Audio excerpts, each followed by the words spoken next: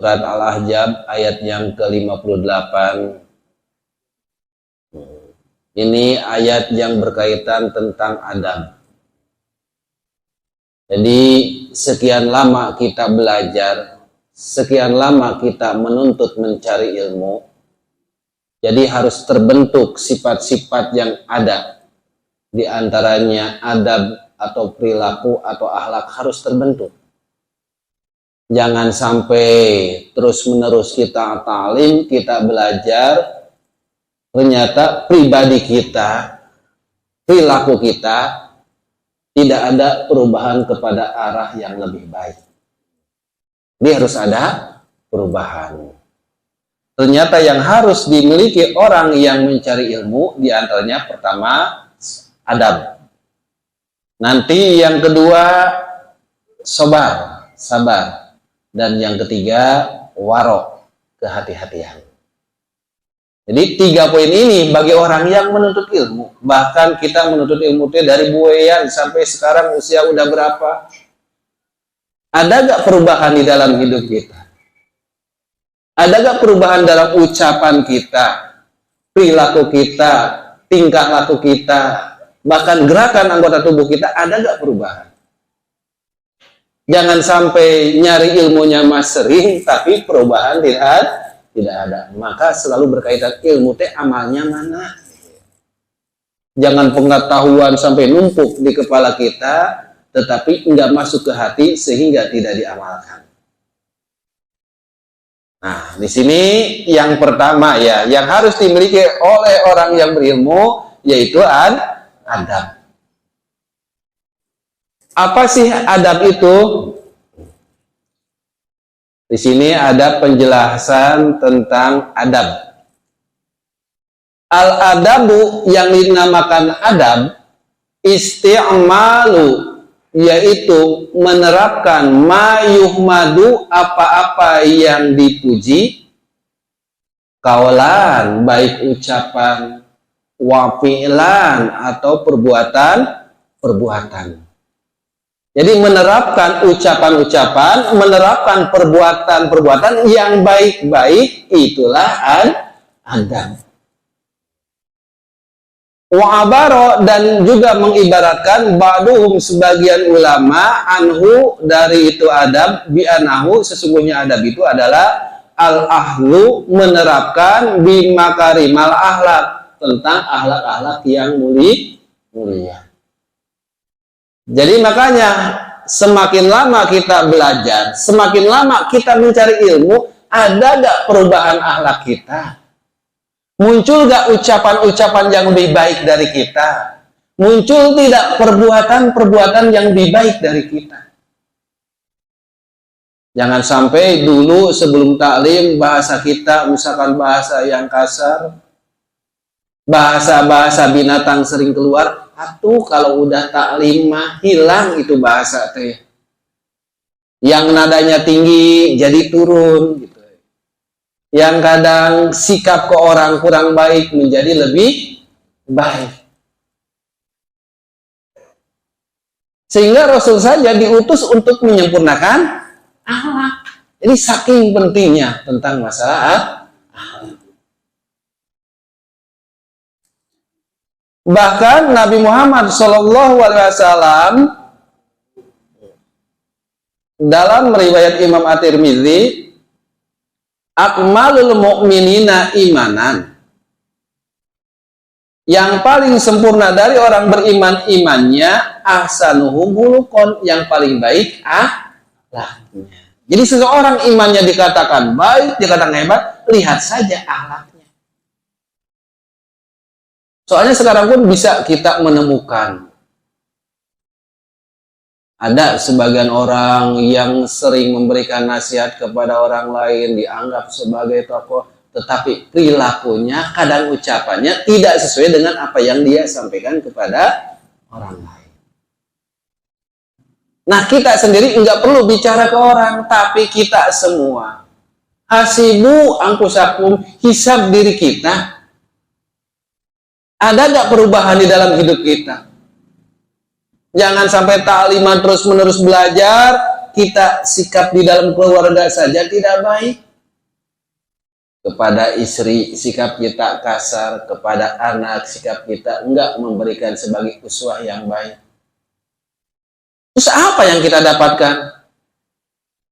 Apakah pengetahuan saja yang ada di kepala? Jangan. Orang beriman itu ilmu itu harus sampai masuk ke hati, kemudian di hati dia amalkan. Berat, ya berat. Ini harus berkaitan antara ilmu dan adab itu harus berkaitan. Bisa juga dikatakan ada sebagian orang sekarang al-adab qoblal ilmi, adab itu sebelum ilmi. Sebenarnya nggak bisa dipisah-pisahkan. Soalnya Abu Zakaria Al-Anbari beliau mengatakan ilmun bila adabin, ilmu tanpa adab kanarin, seperti api bila khotobin, seperti api tanpa kayu. Api tanpa kayu ya nggak akan nyala. Jadi kalau kita berilmu tapi tanpa punya adab, berarti ilmunya bermanfaat nggak? Sebagaimana tadi api nggak akan muncul kalau nggak ada kayu bakarnya.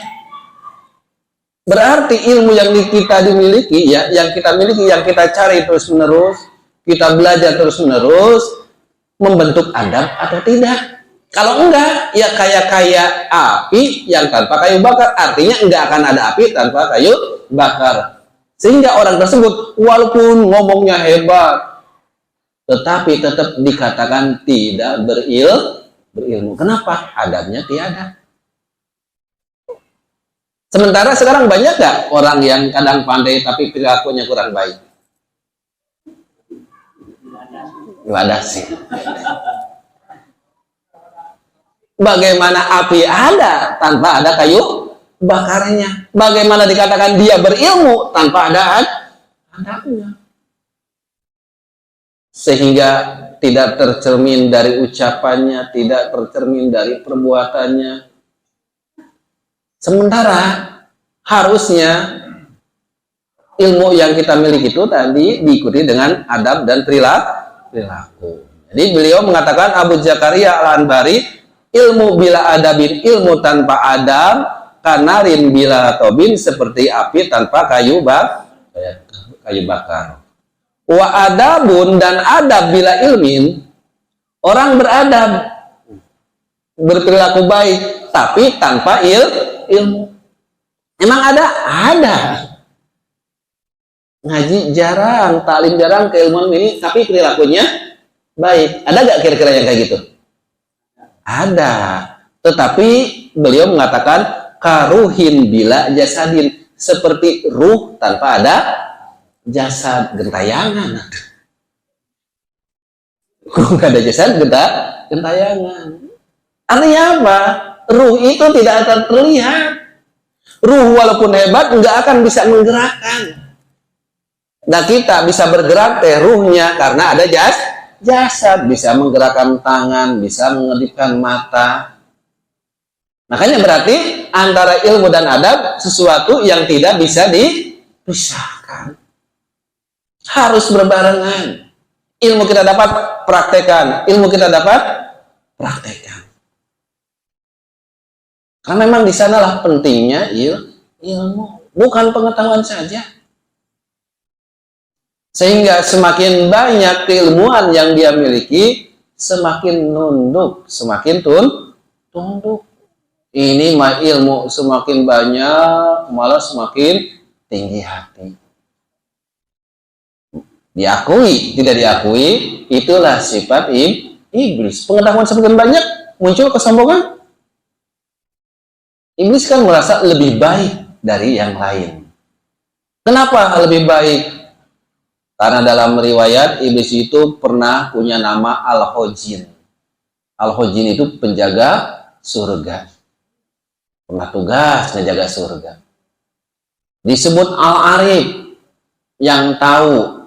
Karena di awal-awal sebelum menjadi iblis, masih Al-Arif, dia itu tahu berita-berita dari langit. yang kesini-kesini kan dijebol oleh iblis sehingga dipakai oleh para dukun. Kan namanya al-arif. At-taqi karena selalu menjalankan perintah Allah. Jadi namanya bagus-bagus ya. Selain ajajil tadi al-abdu, hamba yang taat. Al-arif, at-taqi, al-hojin, nama yang bagus. Sehingga mungkin gambaran kita, iblis mah pernah menjalankan tugas yang macam-macam. Merasa senior gitu. Senior. Karena tugasnya bukan satu. Kalau malaikat tugasnya kan oleh Allah suruh ngangkat aras, yang ngangkat aras namanya. Disuruh mencatat amal baik dan buruk, yaitu pekerjaannya. Disuruh sujud tunduk terus, itu dijalankan. Tetapi yang namanya ajajil yang nanti jadi iblis, pernah ini, pernah itu, pernah bermacam-macam. Dikumpulkan ke dalam suatu tempat, Allah berfirman, usjudu li Adam, sujudlah kalian kepada Adam. Hari malaikat mah sujud semua kecuali iblis. Kenapa merasa lebih senior? Merasa lebih bisa dari yang lain. Artinya apa? Dengan anak khairu minhunya, dengan aku lebih baik daripada mereka, maka itu menjadi kecelakaan baginya. Nah, khawatir kita pun semakin banyak tahu, semakin tinggi hati. Ilmu tentang ini tahu, ilmu tentang itu tahu, tentang masalah yang ini tahu, serba tahu, khawatir muncul sikap merasa bangga lebih dari yang lain. Nggak terasa sifat iblis muncul. Sehingga mana adabnya orang yang berilmu? Sehingga di hadapan yang lain pun selalu ingin berlebihan. Dianggap hebat. Padahal kalau dikembalikan kepada Allah Subhanahu wa taala, la ilma lana illa ma'alamtana. Kita tuh nggak punya ilmu kalau Allah nggak ngasih. Inilah poinnya ya. Jadi jangan sekedar kita nyari ilmu doang, tapi dibuktikan enggak dengan perilaku kita, dipraktikkan enggak dengan sikap-sikap yang ada di dalam diri kita. Kalau nggak penting masalah akhlak dan perilaku ataupun adab, Rasulullah SAW nggak mungkin menyampaikan dulu tuh inna mabu istu liutami makarima. Sesungguhnya aku diutus tuh adalah untuk menyempurnakan akhlak. Cuma akhlak ini bagaimana? Mau tidak mau harus ada ilmu. Karena tadi kalau kita beradab tapi tanpa ilmu seperti ruh tanpa ada jasad. Kan dua-duanya penting. Nah sekarang mencari ilmunya sedang dan alhamdulillah terus-menerus kita lakukan. Coba buktikan dengan perilaku kita, adab kita. Jangan sampai kita belajar agama dari usia remaja dulu, tapi sampai detik ini bahasa binatang masih keluar. Ya kan? Kita belajar dari dulu tapi sampai detik ini kalau nggak dipandang oleh orang lain nggak senang. Jadi pingin ada pandangan manusia. Jangan sampai seperti itu. Jangan sampai seperti itu. Ketika bersodakoh ingin diumumkan atau di waktu Jumatan. Nggak apa-apa, nggak disebut nama hamba Allah. Tapi ke tetangga, kalau di masjid ada hamba Allah, itu saya.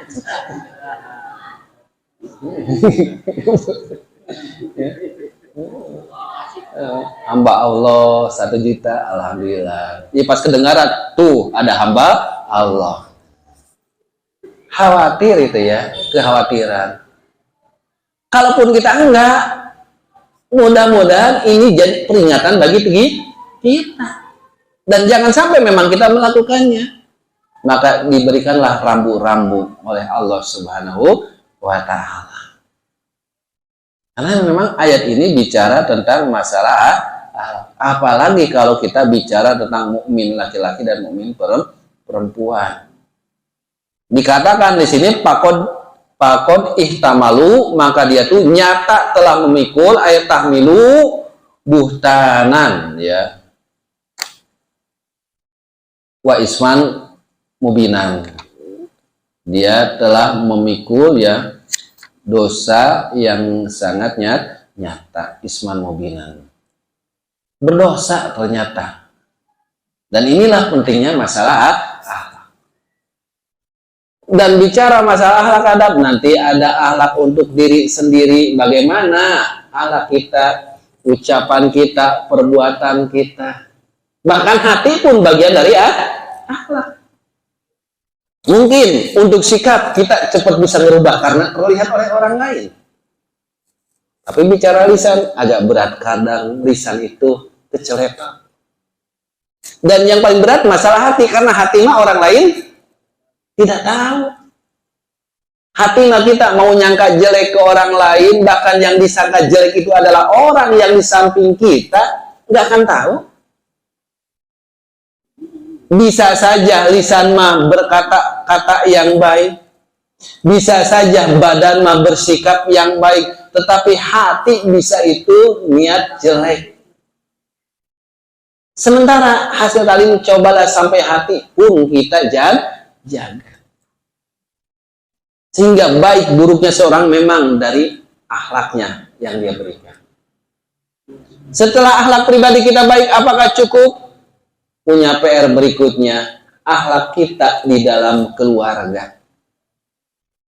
Bagaimana sikap dan perilaku seorang suami kepada istrinya? Bagaimana sikap orang tua kepada anaknya? Ataupun sikap kita kepada kedua orang tua. Itu pun harus diperhatikan. Bahkan mungkin orang yang ngeledek mah, yang nggak rajin ngaji, ngelihat orang yang rajin ngaji tapi sikapnya jelek, jadi PR. Tuh, anu rajin ngaji ngomongnya kayak gitu.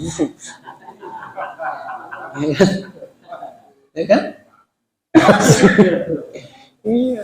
Padahal kajiannya seminggu 2 kali, 3 kali.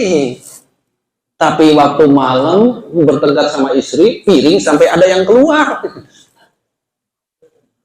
Kan jangan sampai seperti itu. Perilaku kita harus baik, harus dijaga. Karena namanya perilaku itu, kadang yang baiknya banyak bisa kalah dengan yang jeleknya sedikit. Sikap kita baiknya tuh banyak, tapi ada satu kesalahan itu yang akan dilihat.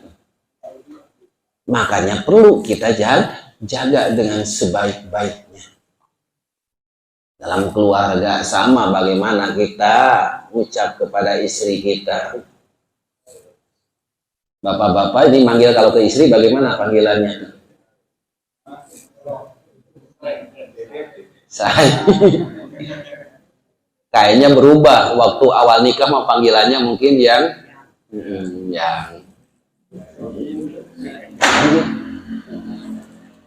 jadi bahasa pun kadang bahasanya yang bagus-bagus, yang baik-baik ya.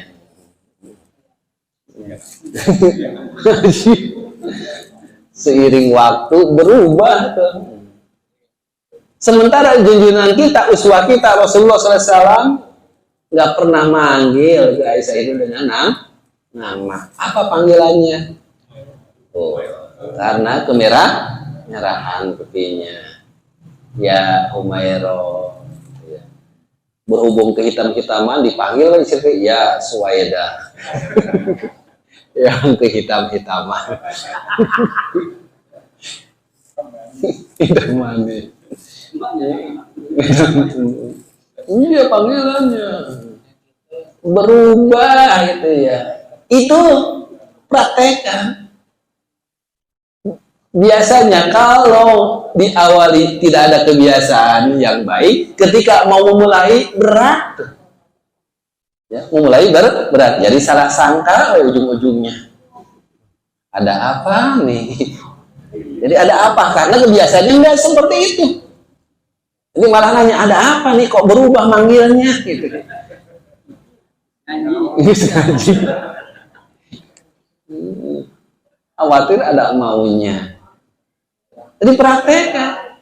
Ibu-ibunya yang rajin talim, semakin lama belajarnya, harusnya sikapnya ke bapak semakin hormat. Karena kalau ibu bukan diajarkannya, kalaulah boleh makhluk sujud kepada makhluk, akulah yang pertama kali akan menyuruh istri sujud kepada suaminya, saking harus taatnya. Ini mah istrinya rajin ngaji, ngomongnya pun lebih kasar, lebih keras, lebih tinggi dari suami. Hari ngaji rajin, kan heran. Apa nih kajiannya tuh? Ngajinya rajin tapi perilaku tidak baik. Masak jarang gitu ya. Mirip nih. Iya kan? Padahal nawarin minumnya saja bagaimana nilai kebaikannya. Dan seorang istri gitu, nawarin minum saja bagaimana nilai kebaikannya. Ini mah pulang ngaji, bapak minta minum, ambil saja sendiri mah. Kan perilaku harus berubah sekali itu. Nah kalau misalkan istri kita susah untuk berubah, ya awalilah enggak binafsi.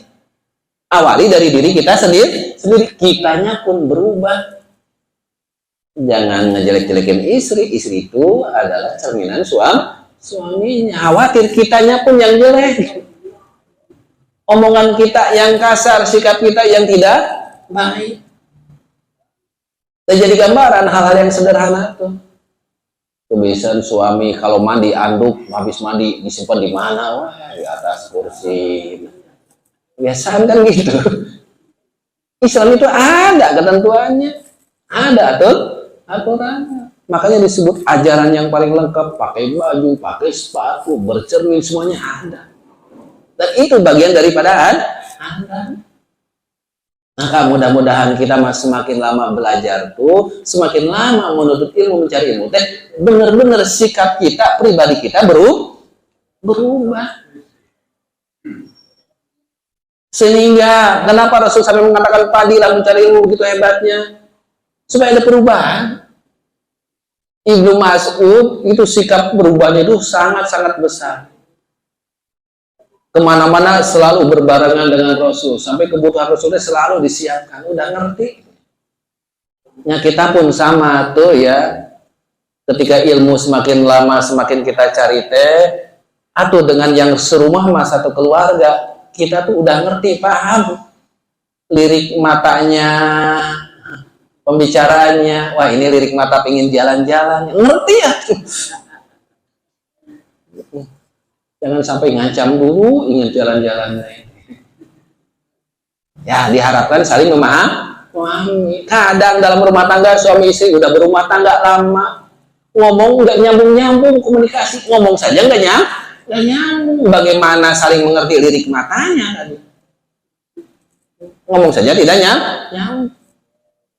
Itu baru dalam satu rumah tangga, belum nanti dengan tetangga. Nah Rasulullah maka udah pribadinya tadi bagus, baik ucapan, perbuatan, ketetapannya bagus, kemudian dalam rumah tangganya pun bagus, baik. Acara ada Rasul mana Nabi, udah sama manusia biasa. Oh, udah saya masih sibuk kerja. Rasul emang enggak. Rasul pun sibuk, tapi bukan kerja, sibuknya karena ketaatan. Bahkan mungkin kalau bicara sibuk, sibukan siapa kita dengan Rasulullah? Sibukan Rasulullah ya. Kepala rumah tangga, istrinya banyak. Oh, bapak mah istrinya cuma satu. Sudah banyak. Tetap kan dia nggak baik. Jabatannya banyak banget. Beliau itu pendakwah. Beliau itu pemimpin negara. Beliau itu panglima perang. Beliau itu ahli ekonomi. Banyak. Beliau itu sebagai guru, sebagai pedang, banyak. Tapi ternyata tetap bisa menjaga sikap pribadi dimanapun beliau berada. Nah kita pun sama, mudah-mudahan ya. Kalau kemarin-kemarin belum sikap kita baik, maka dengan ilmu yang semakin kita dapatkan, mudah-mudahan benar-benar ada perubahan di dalam diri ini. Praktekkan aja dulu pribadi kita, kemudian ruang lingkungan yang paling kecil adalah keluarga. Karena tadi berkaitan alat itu dengan iman, sepaket dengan iman. Jadi adanya akhlak yang baik diawali dengan keimanan yang yang baik. Sehingga hadis tadi riwayat Imam Tirmidzi, akmalul mu'minin imanan, akmalul mu'minin yang paling sempurna mukmin itu imanan imannya, asanuhum hulukon yang paling baik akhlaknya. Jadi munculkan akhlak-akhlak yang baik, ucapan, perbuatan dan ketetapan-ketetapan kita yang baik. Itulah yang harus dimiliki poin pertama dari orang-orang pencari ilmu. Yang kedua yang harus dimiliki bagi orang pencari ilmu adalah sifat sobat atau sabar. Makna dalam sabar adalah al-habsu awil imsak. Habsu menahan, mengekang, imsak pun menahan atau mengekang. Jadi sabar itu adalah menahan atau mengekang. Jadi bukan diam. Sabar diam ya bukan. Tapi sabar itu menahan. Menahan apa? Kalau iman itu hati, ya meyakini dalam hati, ucapan lewat lisan dan dilaksanakan dengan perbuatan. Oh berarti yang namanya sabar itu menahan hati, menahan lisan, dan menahan seluruh anggota tubuh ini dari hal-hal yang tidak baik. Itulah sabar. Kita di jalanan buru-buru kerja, berangkat ke perusahaan, udah telat, di jalan senggolan kendaraan teh. Nah, lisan ingin bagaimana kalau kondisi seperti itu? Keluarnya lisan ini kata-kata yang baik, lemah lembut, kira-kira apa yang kasar? Lembut ya. Nah, ingin keluar yang kasar karena nafsu mah selalu ngajak kepada kejelekan kan. Tahan tuh lisan itu dari berkata yang tidak baik. Itulah sabar. Mungkin bukan lisan doang, tangan pun ingin seperti apa kalau melihat seperti itu? Ngelus, dorong, apa mukul? Salaman, Pak. Mungkin tangan pun ingin mukul, ya. Maka tahan, itulah sabar. Sabar harus ada. Ngelihat anak kita nakal banget, ya. Bukan nakal lah bahasa teh, aktif banget ya. Ya kalau nakal mah udah remaja, balik dah nakal. Kalau masih kecil mah aktif. Aktif banget dah ya. Ketika melihat anak kita aktif banget, ayo dimainin sampai televisi rusak. Keran pada bocor, putar-putar gitu ya. Galon dibuka, ditinggalin, ngucur ya terus. Mau gimana tulisan?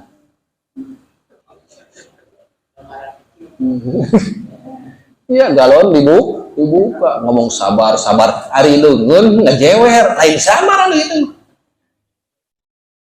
Jadi sabar malisan mau berkata apa, tahan, tangan mau nyubit, tahan, itulah sabar.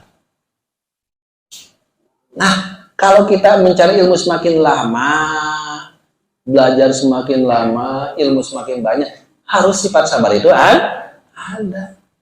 Justru kita belum dikatakan berhasil ketika nyari ilmu dari kecil, mondok dari kecil, hari kesabaran nggak ada. Belum dikatakan berhasil kita mencari ilmu itu. Harus muncul kesabaran. Baik sabar di dalam taat, sabar ketika meninggalkan maksiat, ataupun sabar ketika ada ujian atau coba. Ketika sabar dalam taat, saya sering nyontoh waktu-waktu yang susah, waktu yang berat. Misalkan di subuh hari, mau sholat subuh berjamaah ke masjid, tapi kondisi hujan gede, angin gede, ditambah mati lampu, rada muriang nih. Kira-kira bisa berangkat gak? Mata ingin bagaimana? Padahal udah bangun. Tangan ingin seperti apa? Tangan teh malah ingin tarik selimut, mata ingin menjem lagi. Tahan, mata ingin merem teh, jangan sampai merem, ditahan. Maka itulah sabar di dalam taat kepada Allah. Jadi sebabnya bukan ketika ada ujian saja. Ketika taat perlu kesabaran. Mungkin secara nafsu pun jam-jam segini teh pengennya apa kita teh? Gogoleran. Ya, gogoleran. Berhubung tidak lupa kepada kematian, namun ingat kematian besok rek mati boro-boro gogoleran itu. Ya kan? Ingin nyantai kita tuh. Tetapi tahan tuh nafsu yang ingin tadi selonjoran. Tahan itu mulut yang ingin ngopi gitu ya. Tahan nih mata yang ingin nonton televisi gitu ya. Datang ke masjid, dari masjid ge kopi ayah. Televisi ayah tah HP. Sabar di dalam toh. Ketika ujian cobaan ya kita pun sabar. Karena kita di dunia darul bala, tempat ujian, pasti kita akan diuji oleh Allah Subhanahu wa taala. Wala nabluwanakum bisyai'in minal khaufi wal ju'i wa naqsin minal amwal wa anfus wa samarat wa basyiris sabirin. Yakin kita sebagai manusia tuh oleh Allah Subhanahu wa taala akan diuji. Bisyai'in dengan sedikit. Nah, ujiannya pun enggak banyak-banyak, sedikit, tapi perasaan tuh ya begitu berat ujian. Pada ujian yang Allah berikan teh apa yang kita mampu kita menerimanya. Tapi terasa berat. Diuji oleh Allah. Minal khauf, ada ketakutan, ada kekhawatiran. Gimana ya usia udah tua, anak-anak masih kecil. Sementara kerja pun bentar lagi pensiun, anak masih SD, gimana biaya ke depan? Ada yang khawatir seperti itu? Ada. Ada. Padahal sebenarnya ketika kita pakai ilmu, boro-boro anak kita sendiri rezekinya Allah tanggung enggak? Terus anak kita pun ditanggung oleh Allah. Kenapa harus bingung? Ada jalannya sendiri, kadang jadi bingung bagi kita. Ujungnya dari bingung muncul marah-marah segala macam. Istri nggak salah, ayo diomelin, padahal salah enggak. Cuma apa? Telat ngasih air gitu ya. Udah biasanya lagi ngambil sendiri, berhubung lagi mumet banyak pikiran, akhirnya jadi pelampiasan marah-marah. Itu orang wadas. Yang kayak gitu teh.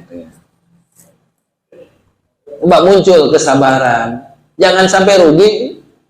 Hari belajar terus menerus, tiap minggu hadir, tapi kesabaran nggak ada. Ayo dikit-dikit marah. Sabar ujian ke segala macam apapun. Bahkan dikatakan dunia darul bala, dunia ini tempat ujian. Ini tempatnya kita diuji, maka sifat sabar yang pertama yang harus kita miliki. Ya kalau nggak mau diuji ya cepat-cepat, saya sering katakan pindah alam, insya Allah nggak akan diuji. Jangan di alam dunia darul bala. Bahkan bagi orang beriman, dunia sijnul mu'minin. Dunia itu penjaranya orang-orang yang di penjara. Bagaimana kondisinya? Makan diatur, waktu diatur.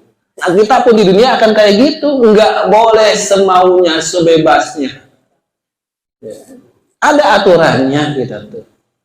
Sholat diatur, ada aturannya. Jangan sampai sholat sih sholat, tapi waktu sendiri maunya. Akhirnya sholat duhur di jam 2 gitu ya. Subuh setengah genap subuh. Yang penting sholat subuh gitu. Ada aturannya, jangan bikin sendiri. Dalam rumah tangga aturannya ada.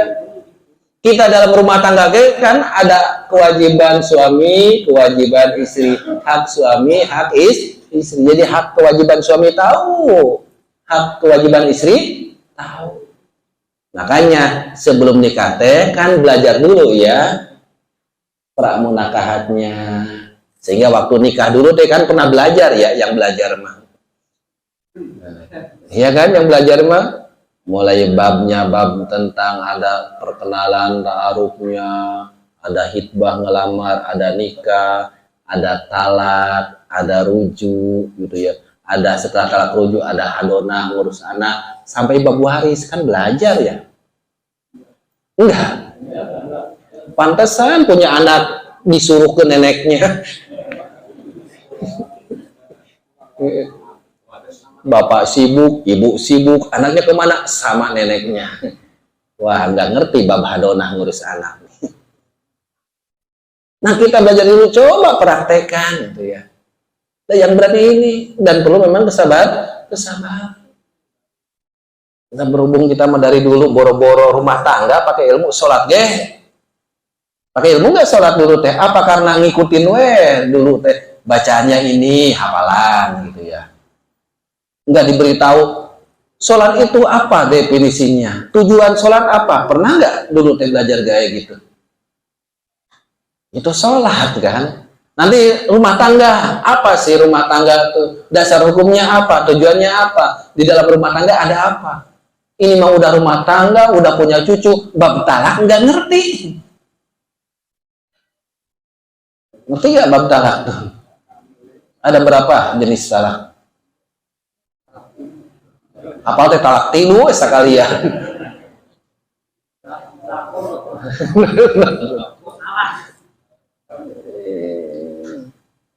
Itu baru 2 hitungan kan, ada 12 jenis lagi ya, tadi mungkin talak roji dan talak bain ya, itu dari bilangannya, dari bahasanya ada talak sorih dan talak kinayah ya kan, kinayah bagaimana, sorih seperti apa, bab talak harus ngerti. Bahkan talak bil wikalah, dulu ada talak pakai surat, sekarang berarti talak pakai SMS, pakai WA, bisa. Tapi syaratnya ketika talak pakai surat, kalau suratnya udah nyampe baru talaknya jatuh. Jadi waktu nulisnya mata tangan suami belum jatuh. Berarti sekarang kalau WA-nya nggak nyampe belum jatuh. Gangguan, nggak ada kuotanya. Buka.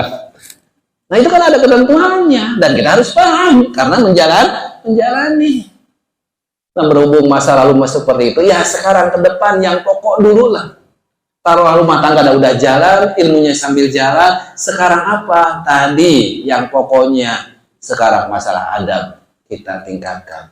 Masalah kesabaran kita tingkatkan. Karena selamat dan tidaknya itu ya, yang akan menjadi tanggungan bagi kita. Sabar harus. Dan sabar itu jangan sampai sabarnya belakangannya itu ya. Pas kejadiannya emang nggak sabar, udah seminggu baru inget, oh iya. Padahal Abu Ya'la kemudian Al-Imam Al-Bajari mengatakan Rasulullah Shallallahu Alaihi Wasallam bersabda, as-sabru inda sodmatil ula. Yang dikatakan sabar itu ketika kejadian pertama. Jadi pas kejadian di sanalah ada sabar tuh, bukan setelahnya, bukan setelah lama gitu. Sementara tadi kalau kita jalan pun bentrokan kendaraan, langsung nggak kita sabar, apa keluar dulu tuh bahasa-bahasa yang kurang baik. Jadi sabar mah pas kejadiannya. Nah kalau gitu kita udah sabar apa belum ya? Mudah-mudahan prosesnya, tapi prosesnya tong lama ting gitu. Tiap talim proses. Alhamdulillah mending proses daripada enggak sama sekali. Munculkan kesabaran tuh, dan mudah-mudahan kita memang jadi orang-orang yang sabar, karena Allah akan mencintai orang-orang yang sabar. Allah tuh sangat mencintai orang-orang yang sabar. Maka kalau kita ingin dicintai oleh Allah, coba munculkan sifat sabar di dalam diri kita. Pasti akan ada ujian. Ini mah baru imam bacaan surat panjang, oh imam panjang wae bacaan. Ibadah saja nggak sabar. Jadi kalau imamnya Ustaz Anu, wah pasti ini mah ala-ala ya lah.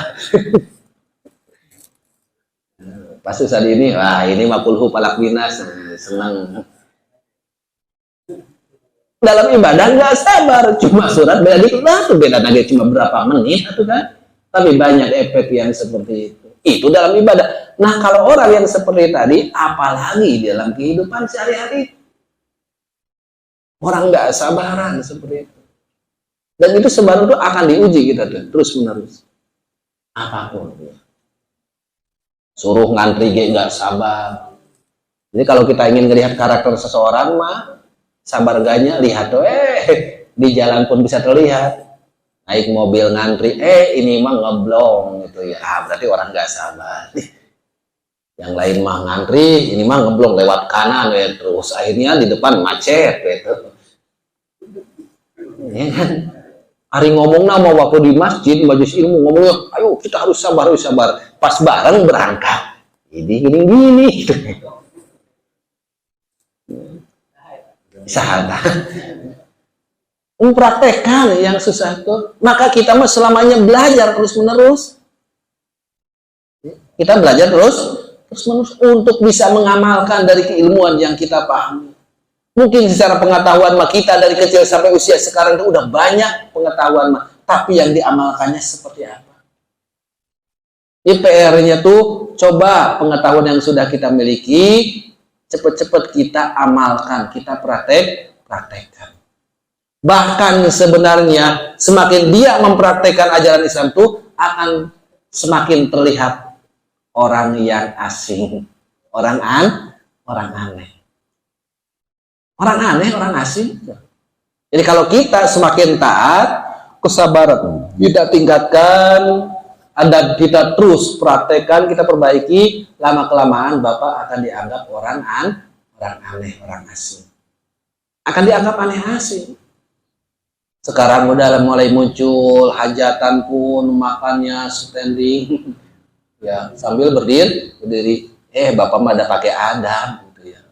Di rumah kita bawa koran, nampal koran, makan duduk, akan dianggap aneh dan asing. Akan seperti itu. Oh, kenapa saya mengatakan seperti itu? Karena Rasul menggambarkannya seperti itu. Sebagaimana Islam dulu awal aneh. Islam dulu dianggap aneh. Kenapa aneh? Karena ngebahas tadi akidah, syariah, dan akhlak. Jadi akhlak dulu itu dianggap aneh asing. Dan beliau mengatakan wa sayaudu ghoriban, dan di akhir pun nanti akan kelihatan aneh dan asing. Nah, kalau kita berakhlak akan dianggap aneh dan asing. Enggak aneh dan asing gimana? Ketika berakhlak dalam rumah tangga, yang belanja ke pasar siapa? Nah, coba Bapak belanja ke pasar pagi-pagi, dianggap aneh asing enggak tuh?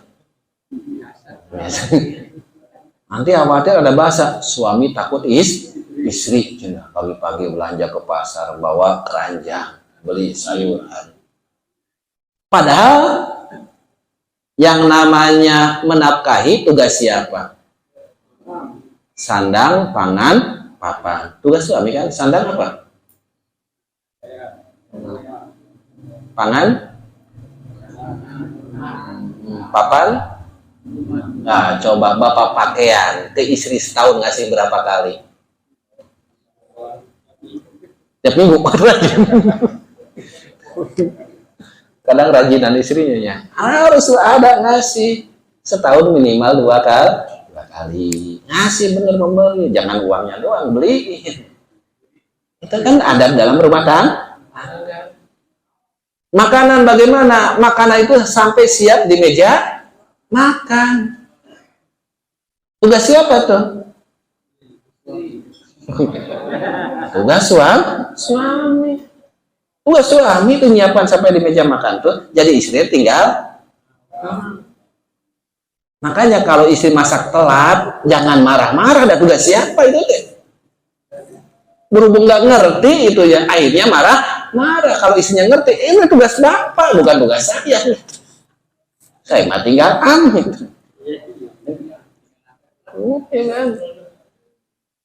Acenah kata bapak, kan bapak mah harus taat. Itu punya bahasa taat doang gitu ya. Kan istri harus taat. Maka kata bapak teh, sekarang nyuruh untuk masak. Suruh nyuci. Enggak cenah nyuruh mah adat. Adat muhkamatun. Adatnya jadi hukum. Jadi adat di kita, kebiasaan di kita di Indonesia. Adatnya siapa yang masak, yang nyuci teh? Istri. Itu jadi hukum, seolah-olah kita nyuruh. Makanya istri teh pas masak jadi ibadah, pas nyuci jadi ibadah, dan tugas bapak. Cuma bapak-bapaknya harus ngerti di dalam adabnya. Itu teh tugas bapak. Kalau sibuk atau jangan marah-marah, jangan buru-buru. Pagi-pagi mungkin belum tentu bisa Bapak melakukan tugas istri. Masaknya, nyucinya, anak nangisnya, Bapak mah ayo nongkrong baca koran. Buka WA itu ngopi, Kalau tugas Bapak ya berarti ngerti lah tuh ya. Ngerti, wajar nyapu juga. Justru ketika Bapak nyapu di halaman dianggap aneh dan asik. Ada justru ya, itulah ajarannya. Ya mudah-mudahan kita diarahkan oleh Allah menjadi orang yang lebih sabar ya. Dan sabar itu ketika kejadian pertama. As-sabru inda sidmatil ula. Sabar itu ketika kejadian pertama kali. Bukan setelahnya, bukan setelah lama, bukan setelah mikir, tapi pas kejadian di sanalah sabar. Nah, yang ketiganya yang harus dimiliki oleh orang yang mencari ilmu yaitu sifat warok, kehati-hatian, apik, teliti. Warok itu ya. Apa sih bahasa yang lebih mudah dipahami? Saya Ibrahim bin Adham mengartikan bahwa yang namanya waro itu adalah meninggalkan sesuatu yang subhat, sesuatu yang sama. Jadi yang subhat saja ditinggalkan. Itu waro. Ini teh halal haram. Itu belum jelas halal haramnya, udah ditinggalkan. Itu waro namanya. Ini teh boleh enggak bingung ya. Jangan bolehin aja, tapi tinggalkan. Jangan mentang-mentang, oh ini mah hukumnya belum jelas, boleh weh ya. Tapi lebih baik tinggalkan. Nah itu harus muncul juga, gitu ya. Dan ini pun kalau ngelihat ke ayatnya kan surat Al-Mudaththir ya, ayat yang keempat, wasiyabaka fatohir, dan pakaianmu bersihkanlah. Di sana kan jangan diterjemahkan secara letter terjemah pakai tafsir tuh. Kalau terjemahkan wasiyabaka dan pakaianmu fatohir, bersihkanlah. Masa Allah nyuruh nyuci? Nyuruh nyuci gitu ya. Tapi di sana maksudnya ya Ibrahim bin Adham mengatakan wasiyaka fatohir itu kita bersihkan dari dosa. Sucikan kita teh. Atau masa lalu kita kebiasaan waktu sekolah, pulang sekolah sepatu ditenteng, ada mangga, ngambil walaupun ngomong, "Mang minta mangga ya," jawab sendiri, "Iya, ambil." Itu mah dulu kan ngelaman. Kan sambil pulang ada apa diambil ya, ngomong mang minta mang, "Iya," jawab sendiri, "Ambil." Itu udah jelas. Karena sekarang yang enggak jelas hukumnya pun tinggalkan. Itu udah jelas. Kalau gosok udah jelas hukumnya. Gosok bukan menggunakan milik orang lain dan niat mau dikembalikan, itu gosok. Ada sendal tuh, mau wudhu pakai sendal siapapun, udah pinjem doang. Pinjem kan gak ngasih kabar, namanya gosok. Haram sama.